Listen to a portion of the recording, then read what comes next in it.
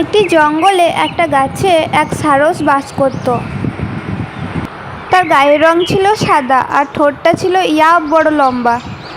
চোখ দুটি ছিল ছোট ছোট আর পা দুটো ছিল বেশ লম্বা। কিন্তু সব থেকে সুন্দর যেটি ছিল সেটা হলো তার মন।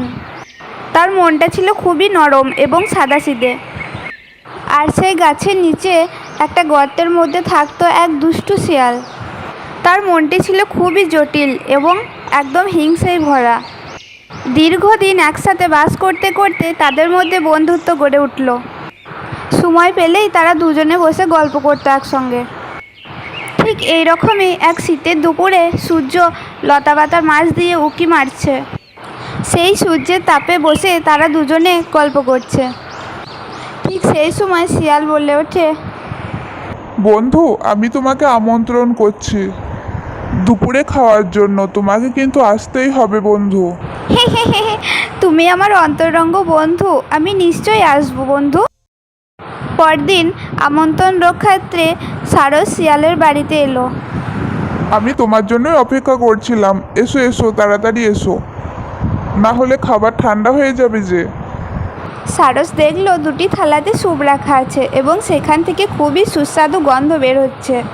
সারস অনেক চেষ্টা করলো স্যুপটি খাওয়ার, কিন্তু তার ঠোঁটটা এতটাই লম্বা ছিল যে সে খেতেই পারছিল না।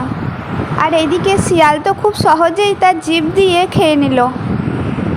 তার স্যুপটা সুস্বাদু ছিল তো? হ্যাঁ বন্ধু, অনেক সুস্বাদু ছিল আর আমি সবটা পেট ভরে খেয়েছি। ধন্যবাদ বন্ধু তোমাকে।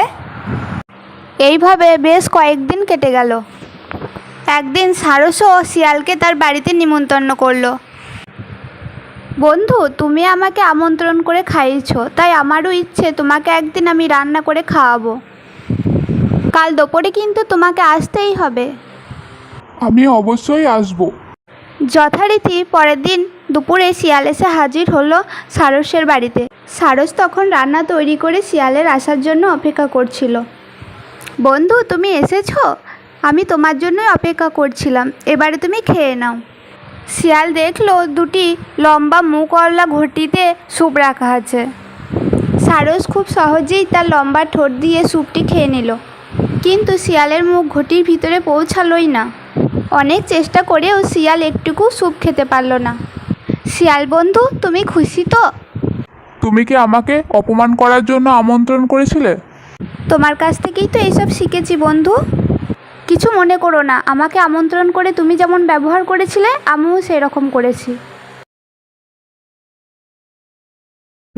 তো বন্ধুরা, আমাদের এই ভিডিওটি তোমাদের কেমন লাগলো? যদি ভালো লাগে তাহলে অবশ্যই চ্যানেলটিকে সাবস্ক্রাইব করে আমাদের পাশে থাকবেন। ধন্যবাদ।